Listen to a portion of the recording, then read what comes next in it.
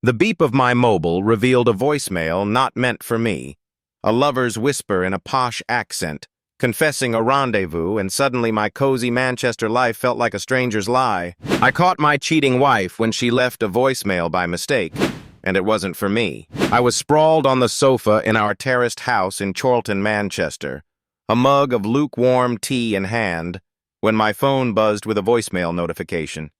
It was 7:42 p.m. on a dreary Wednesday, July 9th, 2025, and my wife, Sophie, was supposedly at her book club.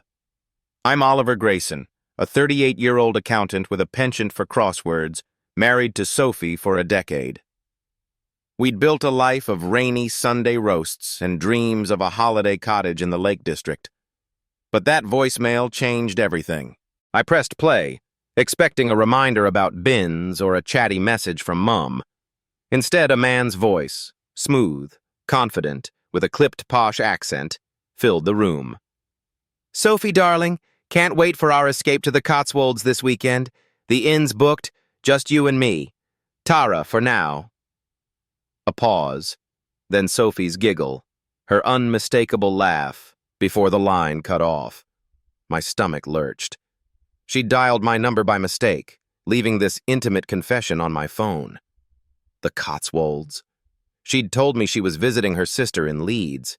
I replayed it, each word a dagger. Sophie came home an hour later, her cheeks flushed, carrying a bottle of Merlot she claimed was a book club gift. I confronted her, phone in hand, voice trembling. "Who's the bloke in the voicemail, Soph? The one you're shagging in the Cotswolds?" Her face drained of color, the bottle slipping to the counter. She stammered, tears welling, admitting it was Rupert, a wealthy publisher she'd met at a literary event. Their affair had been brewing for months, sparked by late networking nights. The voicemail was meant for him, a slip-up from her multitasking chaos. The betrayal stung deeper than I'd imagined. We'd planned our future, retirement, grandkids, over countless cups of PG tips. Now, it felt like a script she'd rewritten without me. I moved to the spare room, heart heavy, while she pleaded for forgiveness. Our daughter, Lily, 12, sensed the tension, her questions piercing the silence. I hired a solicitor, but part of me couldn't let go of the woman who'd once danced with me in our kitchen to Radio 2. Weeks later, I drove to the Peak District alone, needing air. Standing on a windswept hill, I listened to the voicemail again, letting the pain wash over me. Back home, I found Sophie waiting, eyes red, holding a letter.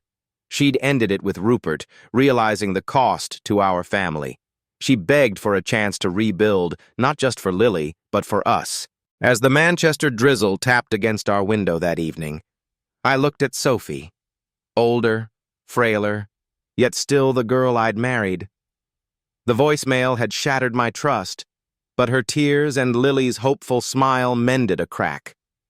I didn't forgive her fully that night, but I agreed to therapy, holding her hand as the rain blurred the glass.